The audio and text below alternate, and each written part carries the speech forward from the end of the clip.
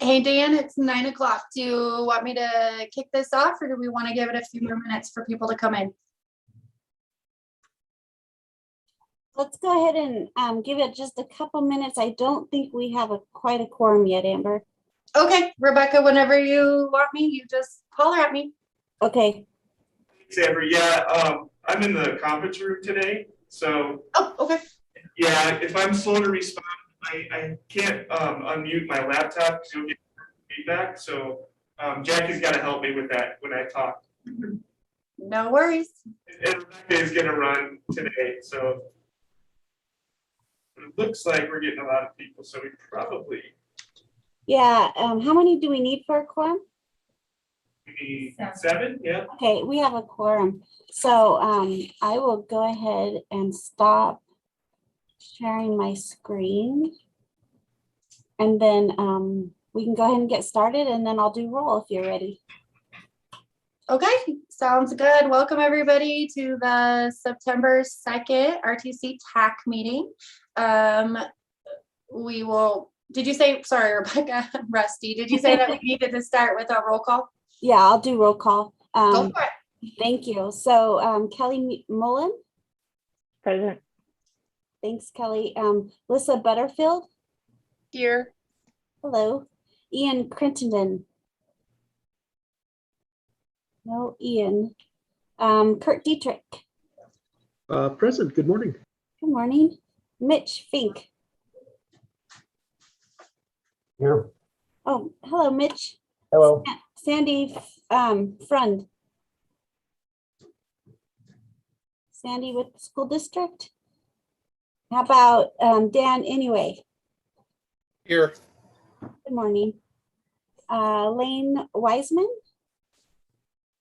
Here. Good morning. Good morning. I know Julie is on vacation. Alex Wolfson.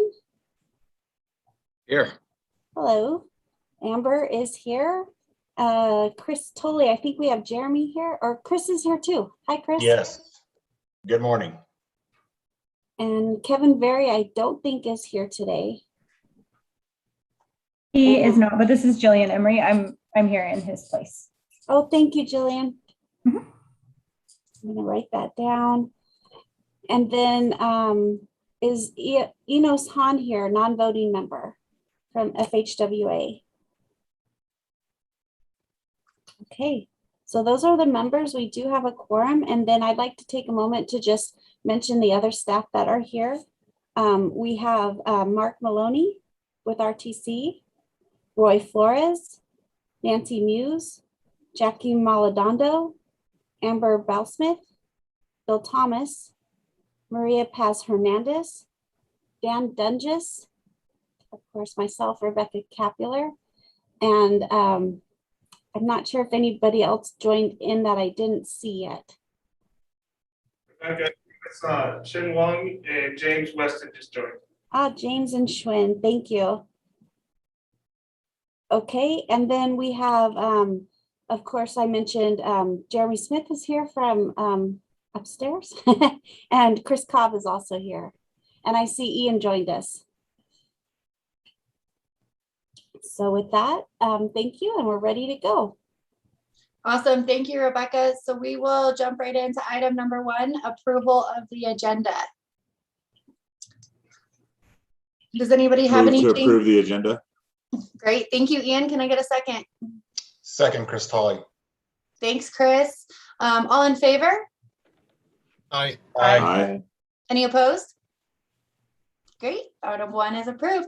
Moving on to item 2, public comment. Is anybody here for public comment or wishing to speak at this time? I don't think we had any public comment. I'm in the conference. Awesome. Well, we are cruising right along. Let's move on to item number 3, approval of the August 5th, 2021 meeting minutes. Hopefully, Kelly, move to approve. thank you, Kelly. Can I get a second? Chris Tolley, MRPA, second. Thanks, Chris. All in favor of approval of the minutes? Aye. Aye. Any opposed? No problem. You want your video on? No. Awesome. Approval of item number 3. Moving on to item number 4. Acknowledge receipt of a presentation regarding the potential renaming of the Cold Springs and Bordertown interchanges on US 395. Do we have somebody making a presentation on that? Yes, we do. Alex, I believe, will be doing that from NDOT this morning.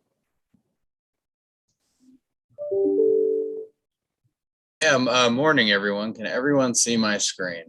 Yes. Yes. Awesome. Well, so my name is Alex Wolfson. I am the engineering manager with NDOT District 2. Trying to utilize this as an opportunity. This is pretty early in the process, but wanted to do a quick presentation today on some proposed name changes for some interchanges along 395 in the North Valleys that we're considering. So kind of going to give a quick overview of what's going on. So next year, NDOT is planning a repaving of US 395 from the California-Nevada state line of Bordertown to just south of the Cold Springs intersection. Pretty standard. It'll be a mill and fill repaving of US 395 main line, and will also include some nearby frontage roads up there. Other improvements that are proposed to be included in the project include upgraded deer fencing, fiber installation, and sign replacements.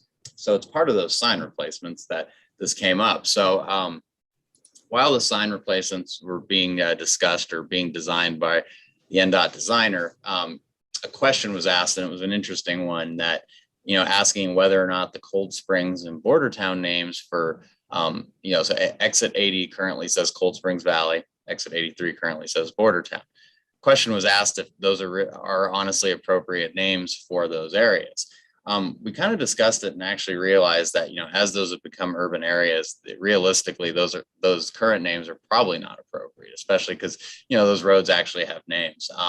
So what we're looking at is actually changing the names of the interchanges. Basically, it would just be changing the signs. I mean, technically, I don't think interchanges really have official names, but, this would basically end up causing Cold Springs Valley to change to White Lake Parkway. Bordertown exit 83 would change to Village Parkway. And then I think the one thing you can see on the proposed sign drawings that we have, we would still keep those locations, those old locations, as secondary plaques. We're not going to completely erase the memory of them. Also knowing that there's a lot of people who have probably, gotten used to and attached to those names over the years. We didn't want to totally make those go away.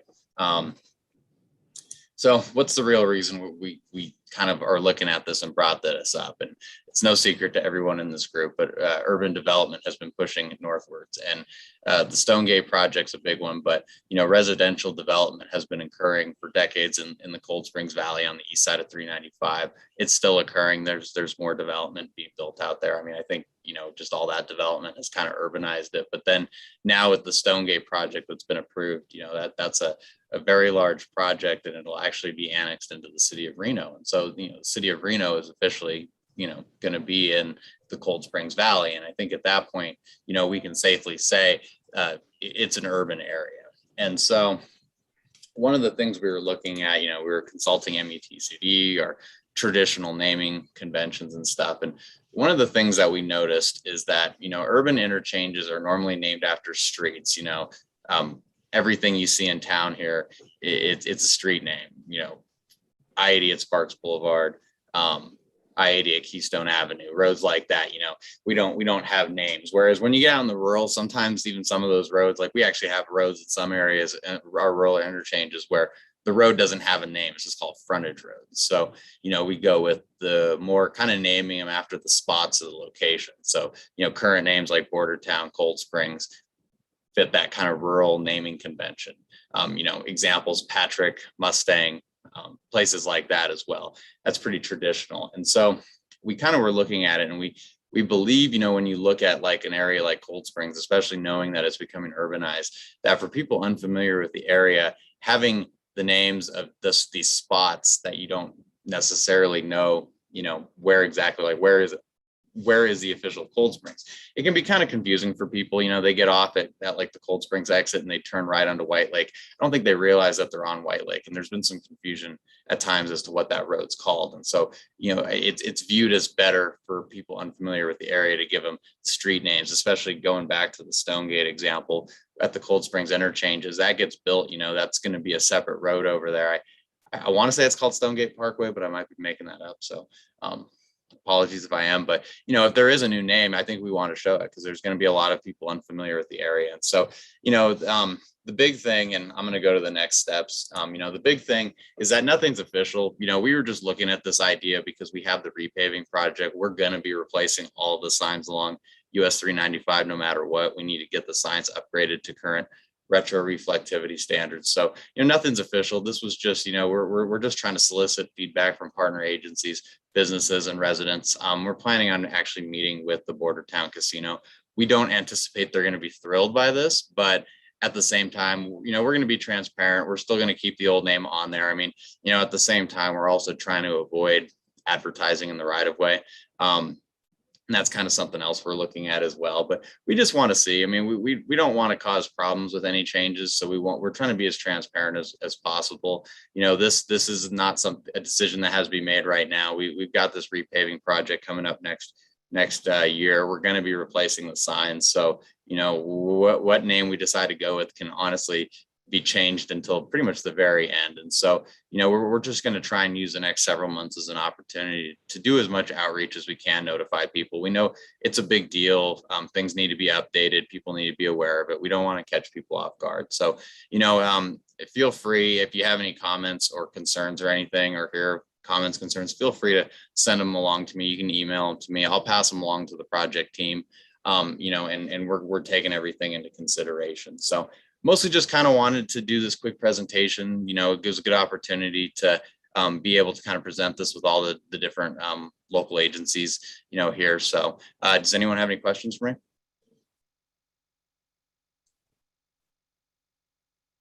All right, I'll take that as a no. Thank you.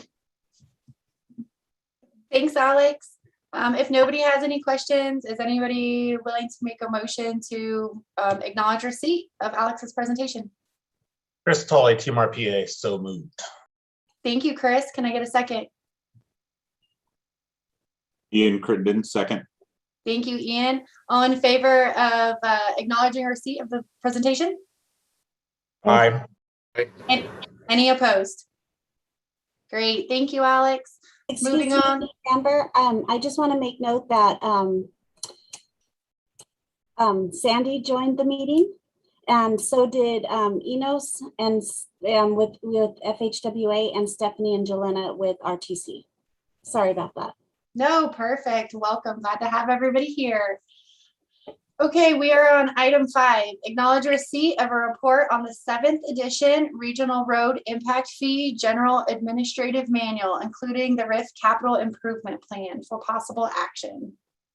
Thanks. And I've got Dale Keller, who also joined a little bit later, and we didn't do an original introduction, but he will be doing this presentation for the TAC this morning. Good morning. Can everybody see the PowerPoint?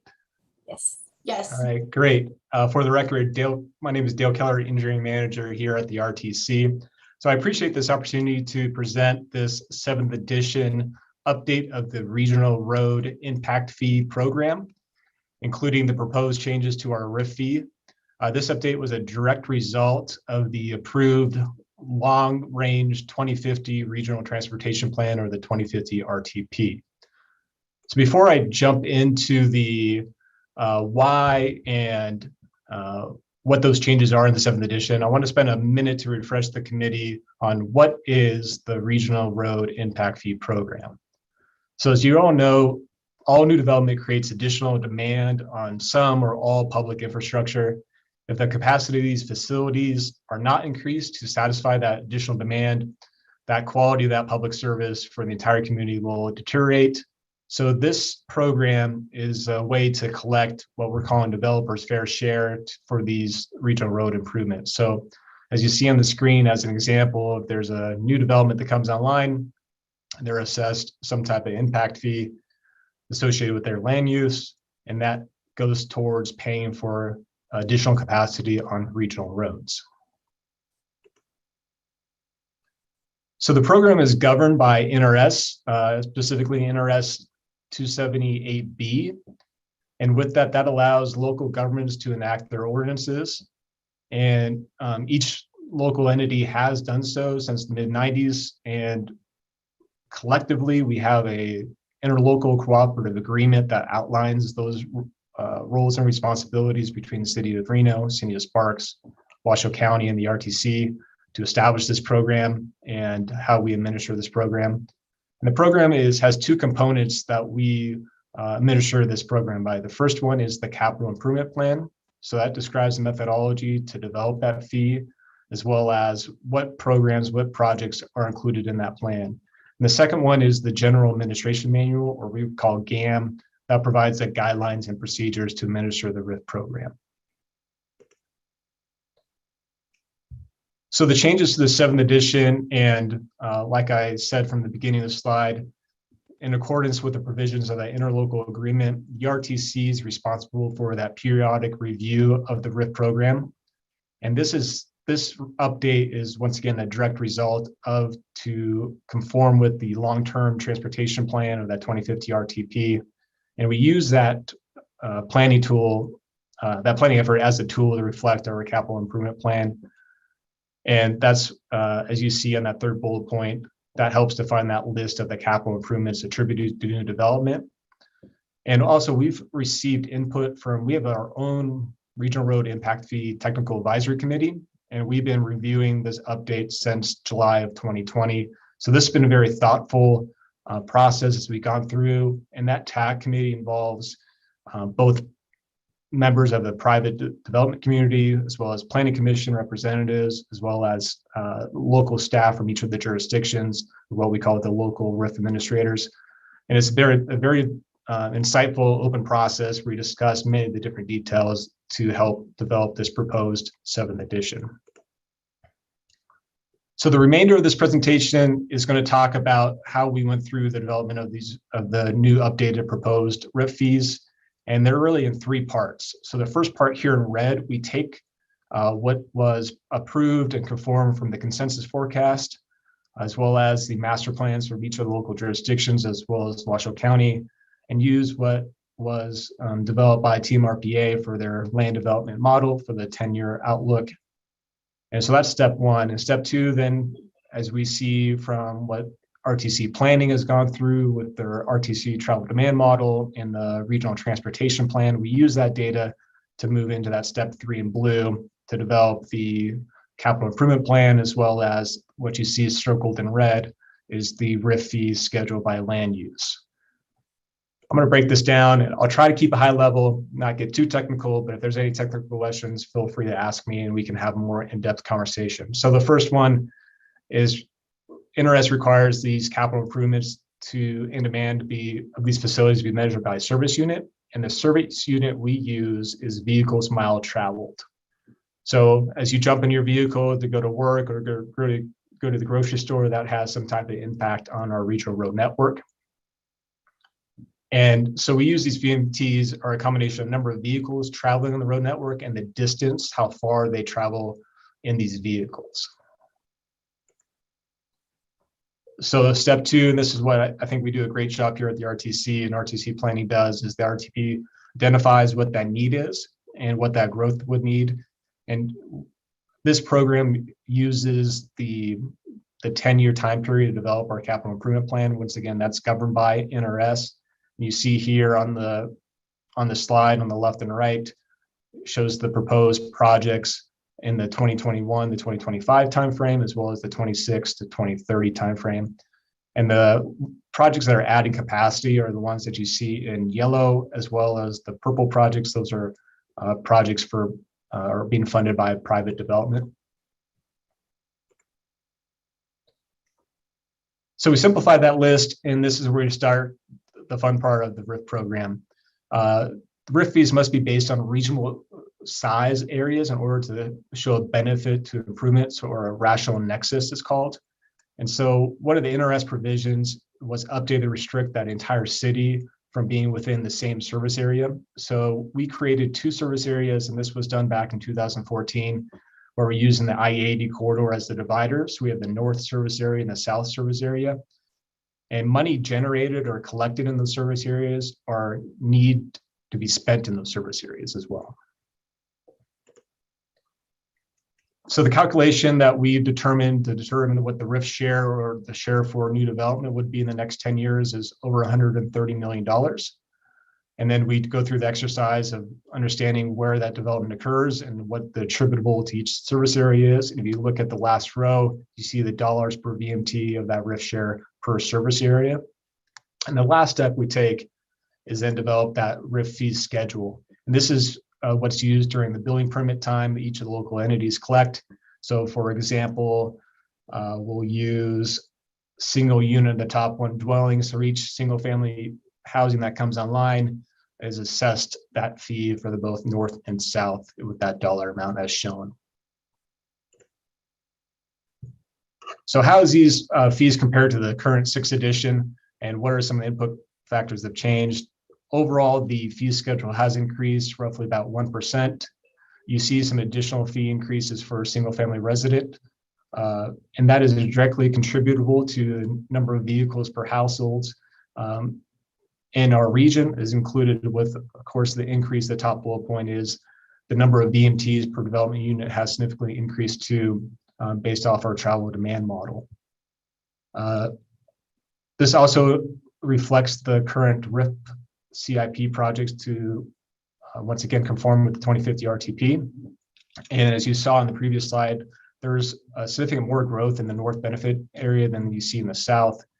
And the last one here, when we talk about vehicles, this is not done by just here at the RTC. We use this data from US Census and the American Community Survey that was lastly conducted in 2019 as we started this process. So the next steps for adoption, the first step is to have the RTC board approve our staff's ability to go out to the local entities. And we start with the planning commission, and we'll plan to go to each of the planning commissions in October, and then to the city councils and the board of county commissioners in the November-December timeframe. You see that twice we have to do 2 hearings because these affect the ordinances and fees collected. And then our goal is to have adoption here in January 2022. So with that, I'll be happy to answer any questions that the committee may have.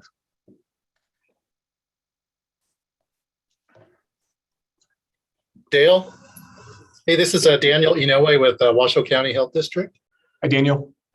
When the regional plan was updated a couple of years ago, it really put an emphasis on the different tiered to the different lands, so that as far as tiering goes, with the areas such as tier 2 and tier 3 having characteristics of higher VMT per capita.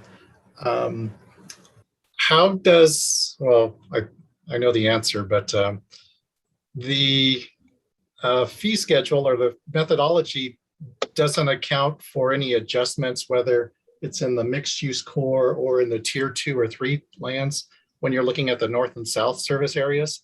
I guess my comment is that I think some of the development in the further out areas should, because they have a higher, or because they have more VMT, should be paying a higher fee than things in tier 1 and mixed use core. Yeah, and if I can maybe understand if I can maybe put your question another way, if you're concerned about maybe the equity between maybe a new development within inside the urban core versus suburbia, that'd be a better way to put it? That would be, yes, thank you. Sure, and this topic was discussed at length as part of that RIF TAC, and there's a lot of different viewpoints, and what the conclusion was and what the recommendation out of the RIF TAC is that these fees and the impacts associated to those both benefit districts has an impact on the whole network, meaning it's very hard to delineate between where those impacts on or those VMTs would happen on a regional road network. And when we go through that travel demand model, we do take into account where those trips start. So between the two service areas, yes, we do account for trips that are way out, let's just say in Spanish Springs as they come on our network, but also accounts for those trips associated with in the urban core area as well. So as we compute all that and we understand where new development occurs, it has, we feel, the best way optic wise and to administer the program having those two service areas. So even though that, yes, there's people way out and included, the whole, I would say the calculation incorporates both trip lengths. Hey, Dale, this is Bill. One other thing I wanted to add, Amber, if you're okay with me jumping in. Absolutely. Because of the structure of NRS and the case law associated with impact fees, the counterbalance is the more fine-grained you get in attributing costs and collecting money, the more responsibility you have to show the direct benefit. So the system itself kind of pushes towards aggregating things together, just as a way of making sure you can administer it. And I'll just give you, for example, let's say there was a fee for Stonegate because it's the farthest out. Well, we would have to come up with projects, if we charge them a special rate, charge projects that specifically benefit Stonegate. And I think that's what Dale was getting to, is like, you know, it's hard to point out exactly where the impacts are for a particular project. So even though here's my 2 cents worth, originally these impact fees were designed as a planning tool to influence behavior. By the way they're structured in law and the way they've been administered, they're really kind of more of a revenue generating tool. And so that forces it to be a lot less impactful in terms of behaviors and more about making sure when you're collecting money from people, you can demonstrate that they're actually getting a benefit.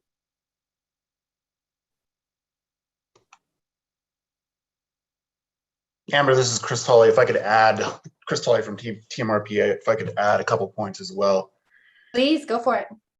So the regional plan is factored into the actual project list. So I believe it was a 15% bump that projects would get for being in mixed use core and tier 1. So to Daniel's point, the regional plan and the tiers are factored in. And then additionally, as part of our analysis for the Truckee Meadows annual report for this year, we went through the project list for the RTC and we're able to determine that a majority of the funds, I don't know what the breakdown is off the top of my head right now, but the funds being allocated to projects within the mixed use core and tier 1 basically aligned with what the regional plan foresees as focusing development or improvements in the mixed use core and tier 1. And that was also by a dollar figure and then the number of projects.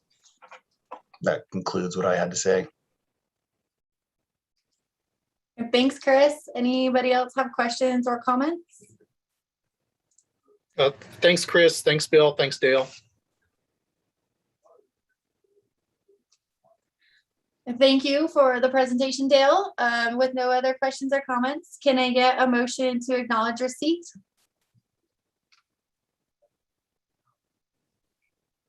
Move to acknowledge receipt. Daniel Inoue, Washoe County Health. Thanks, Daniel. Can I get a second? Mitchell Pink, Washoe County, second. Thanks, Mitch. All in favor? Aye. Aye. Aye. Aye. Any opposed? Thank you. We will move on to item 6, acknowledge receipt of report on the Center Street Multimodal Improvements Project update. Oh, Rebecca, I think you're on mute. I am. Thanks. Thanks. I was saying thank you. And Maria Paz Hernandez is here, and she will be giving a presentation on the Center Street Multimodal Improvements Project. Good morning, everyone. Thank you for having me. My name is Maria Paz Fernandez, like Rebecca said, and I am the project manager for the Center Street Multimodal Improvements Project. Many of you know this project as the Center Street Cycle Track or just the Center Street Project. So I wanted to start with the 3 goals that this project seeks to solve, which is safety, connectivity, and accessibility. The main goal of the project is to provide a high-quality bicycle connection between University of Nevada, Reno and the Midtown, closing the gap in core cycling network. We will improve safety for all modes, not only bicyclists, pedestrians are included, as well as vehicles. We will diversify transportation options. We will do corrective maintenance, which is the asphalt pavement that need to be rehabilitated north of 5th on Center Street, sidewalk replacement north of 5th as well, and meet ADA compliance. A little bit of a project background. This project was the result, it was a need identified through the Virginia Street Rapid process. This project is included in the 2040 RTP, the Bicycle Pedestrian Master Plan, and the Complete Streets Master Plan. Back in 2019, there was a bicycle facility alternatives analysis for Center, Sierra, and Virginia Street. And the RTC and the City of Reno identified and selected the two-way cycle track on Center Street as the preferred alternative. So the Center Street project was originated in 2019, later probably September in 2019, and we started the design. Later, we added a little bit of scope to this project to include traffic signal replacement that is needed to incorporate the two-way cycle track on a one-way street, pavement rehabilitation or corrective maintenance, as I said on my earlier slide, and sidewalk reconstruction. The project limits. The goal of the project is to connect Midtown to University of Nevada, Reno. So originally, we started here at the intersection of Virginia Street and Center. I think it's called Mary Street as well, all the way Center Street up to 9th Street, which is UNR. However, during the design process, we discovered that there was quite a few parking spaces that were going to be impacted on this area. So the road wasn't wide enough to accommodate a two-way cycle track on this area as well. So we technically started the two-way cycle track on Moran Street, all the way north. The pavement rehabilitation is north of the river, and the sidewalk replacement is north of 5th. This is a rendering of what the project would look like after it's completed. You can see the two-way cycle track is on the left side of the street. We're reducing capacity by taking a lane and replacing it with a two-way cycle track. This cycle track will be separated, physically separated from the travel lane by a rolled curb, and in some cases, candlesticks. In the loading and unloading zones, we cannot put the candlesticks, and we cannot put the rolling curb either, to facilitate trucks from entering and loading and unloading goods for the businesses in the area. So when we started this project, we had some initial concerns, and the big one was, okay, well, we are taking one traffic lane and replacing it with a cycle track. There is a capacity reduction. What's going to happen with the vehicles and the operations on Center Street? So we did a traffic and more detailed traffic analysis, and we discovered the results were that the level of service will continue to be D or better on Center Street. We also focus on loading zones, and like I said, we were very concerned with the roadway capacity impact that this project might be causing. So in January, we achieved 30% designs, and that was our first milestone. However, there are quite a few what I call yellow lights that we're still working on. For example, there are some concerns of the operations at 8th Street, which is the off-ramp of the freeway. Also, there are some concerns at Center and Liberty, which is like a little bit of a pinch point. It's a very narrow area because of the bus stop by the Discovery Museum. There are few existing parking spaces impacts in downtown that we still need to work out. The fire department, we had to work with them because they have a minimum code of for the width of the road where their trucks can, have access for emergency. And that's why we were proposing the road curb versus the candlestick in some places. And definitely a stakeholder engagement. I don't think many of the businesses in downtown are aware that this project might be coming in soon, and we do need their feedback and their support. As we achieved 30% design, there was this opportunity that came along, and this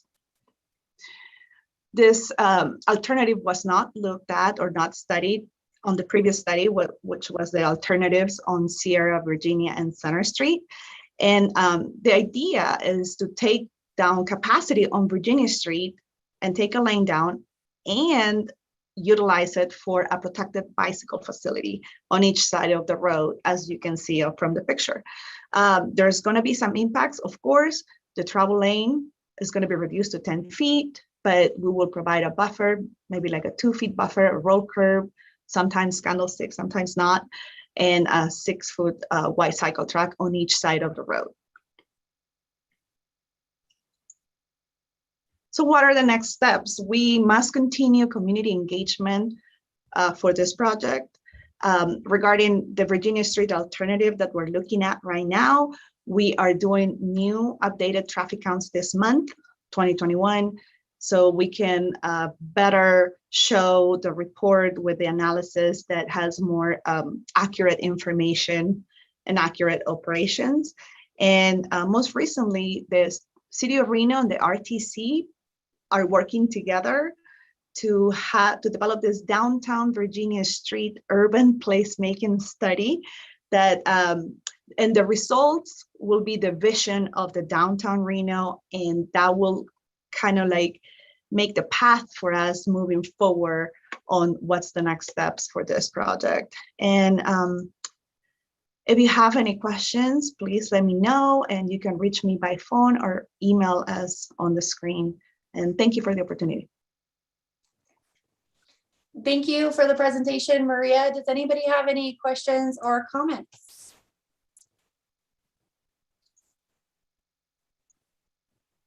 Okay, hearing none, can I get a motion to accept receipt of the report?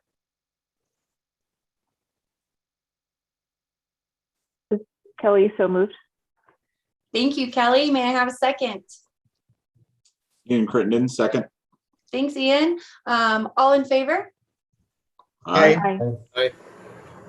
Any opposed? Great, thank you, Maria.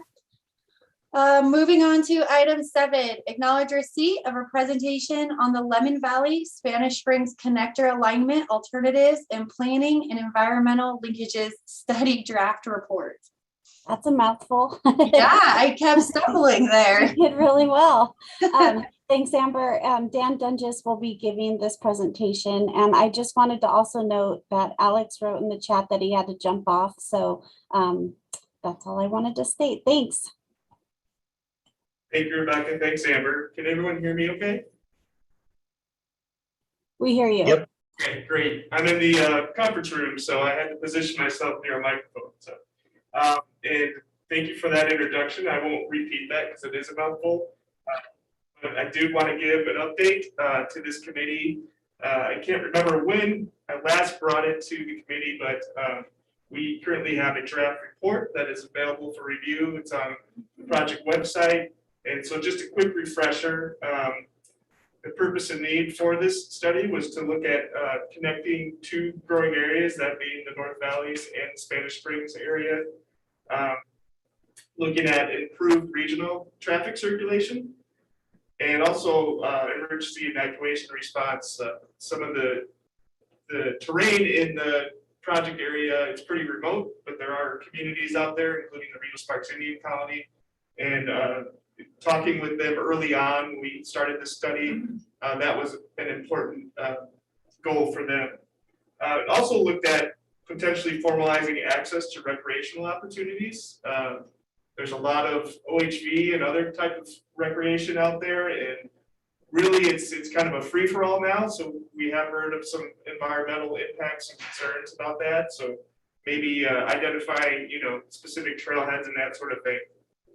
We're also looking at potential expansion of public infrastructure If a roadway were to be constructed in this area, it would ideally house other utilities as well. We did talk with, again, Rio Sparks Indian Colony, but also Truckee Meadows Water Authority had some interest in this as well. And looking at potential economic development with that. And then specifically, we focused on safety and operations improvement on Eagle Canyon Drive. So just a kind of a recap here. We did initially kick the study off. We called it the Eagle Canyon Extension. Ideally, that was what we were looking at initially as far as connecting to an existing roadway. But as we embarked on the study, we started to realize that maybe that was not the best alternative. So we really kind of opened it up and looked at other alternatives, and hence the renaming of the study. And just to frame this as well, this study is, as we said, planning and environmental linkages. So we're really looking at high level planning. We don't have any, design details for any of the corridors yet. They haven't really been vetted to that level. This is kind of the first step in doing a more full-blown NEPA analysis. So we're really kind of even looking at project feasibility with this study.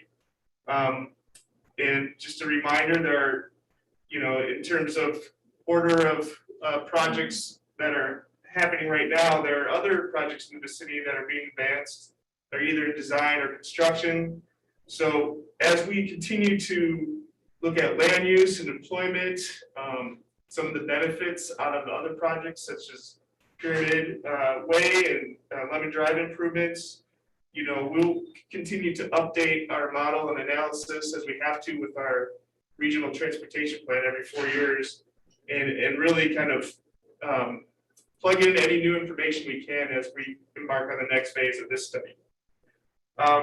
However, where we landed right now is we do have 3 alternatives that have been identified. This was kind of pared down from a list of about a dozen or so. I believe several people that are on this committee were also on the project TAC as well. So you might remember working through that process. And again, just for context, this is kind of the area we're looking at, the dotted line. See, there's a lot of jurisdictions that are involved that we're working with, City of Sparks, the Washoe County, the City of Reno, Rio Sparks Indian Colony, and a lot of that land that's not really identified as BLM land. So we've been working with them as well. And again, to recap, we did, go out there and do really high level environmental screening, looked at any critical avoidance areas in terms of wildlife species, and also considered environmental justice considerations such as, minority and populations and low-income populations. Again, looking at land ownership. Also did a screening of existing park and recreation facilities, as well as water bodies and wetlands. So all of these things combined kind of, I guess, narrowed the field of where a potential corridor could go. And again, this was pretty high level. If an alternative is selected, it would be a much more in-depth study. So here are those 3 alignments that I talked about that were narrowed down. Again, we initially looked at connecting off of Eagle Canyon and up to Lemon Drive, not necessarily on Chickadee Drive, because there's a lot of residents that front that road, and would have to be rebuilt anyways if a connection came there. So we're really looking at it as more of a realignment of this new road. Another alternative was further north, looking at Shawnee as a connection, kind of following that same path up into Hungry Valley and then over to Lemon Drive. And then we also looked at a southern route coming off Lazy 5 Parkway, cutting over and tying in somewhere near Deodar Way onto Lemon Drive. Switching gears a little bit, we did look at, again, safety and operations improvements on Eagle Canyon Drive itself. I think a lot of you are familiar with, there's just a lot of activity there. We have a high school, a middle school, 2 parks, surrounded by residential neighborhoods. It's currently a 2-lane facility for most of it. And obviously there's some kind of peak issues, traffic issues there when you're looking at school times and that sort of thing. So might be a little hard to see on the slide, but essentially, you know, we looked at things such as like adding refuge islands and lighting improvements. There's a lot of kids that, you know, walk or ride their bike to either of those schools. And extending this shared use path and improving it a little further north up to the high school.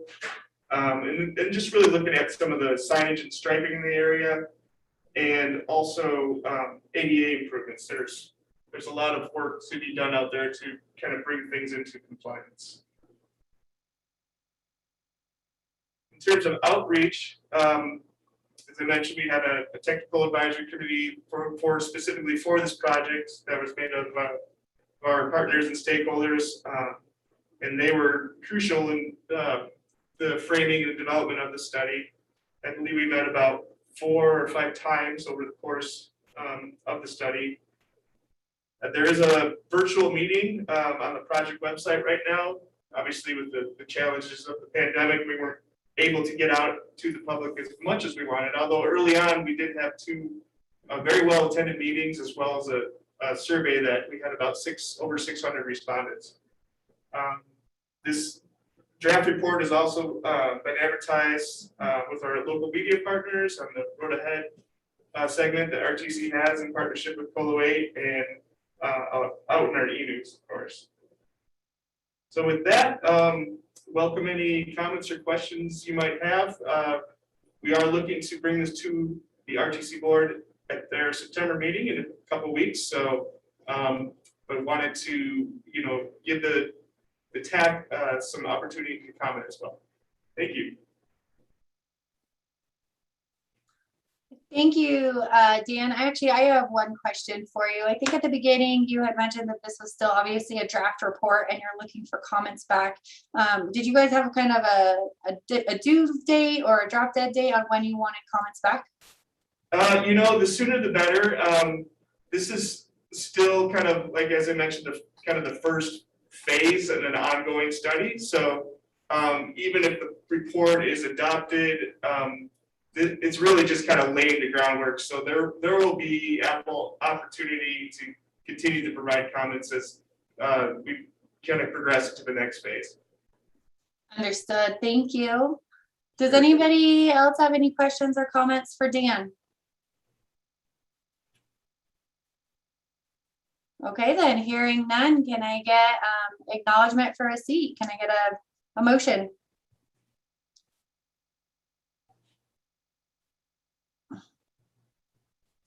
Crystal, IT RPA, so moved. Thank you, Chris. Can I? Second. Thank you, Kurt. I apologize for cutting you off. All in favor? Aye. Aye. Thank you. Any opposed? Passes. Thank you so much, Dan. Moving on to item number 8, development updates. Let's start with the city of Sparks. Ian, do you have anything that you'd like to update the group on? Not today, I don't think. Nope. Awesome. Thanks. City of Reno. Nothing for the group today. Thank you. Thank you. Washoe County. Nothing as well. Thanks. An easy group today. Moving on to item number 9, member items. We'll go down the list, starting with City of Reno. Good morning, Kurt Dietrich, City Traffic Engineer. Just a couple updates of regional significance is at some of the past meetings, I mentioned that the City of Reno was going through the school zones of every school within the city corporate limits. And so as of last month, we actually completed all those upgrades. And so we looked at about 233 brand new sign installations, 198 replacement signs, 103 removals, 22 relocation of signs, and 160 new pavement markings. Also of note, Reno City Council passed an ordinance earlier this year to allow for a speed reduction adjacent to parks in consideration of pedestrian safety. So yesterday we lowered the speed limit on Skyline adjacent to Mary-Go-Jack Park and Horseman's Park from 30 miles an hour to 20 miles an hour in support of that ordinance. So yeah, just a couple items from the city. Thanks. Great, Kurt. Thank you. Reno Tahoe Airport Authority. Morning, this is Lissa Butterfield from the Reno Tahoe Airport Authority. I don't have anything new to update the group on this month. Thank you. Thanks, Lissa. From City of Sparks, I don't have anything for the group. Ian, do you have anything further here? I'm thinking no. No. Great, thanks. FHWA. I don't have any updates at this moment. Thanks. Thanks, Enos. Washoe County. I'm Mitch Feng with Washoe County. We do have a traffic calming project we're moving forward with along Dolores Drive off of Pyramid Highway. So hopefully we'll have those devices in place within the next month or two. That's all I have. Great, thanks, Mitch. Air quality. Nothing more to add this month. Thank you. Thanks, Daniel. NDOT.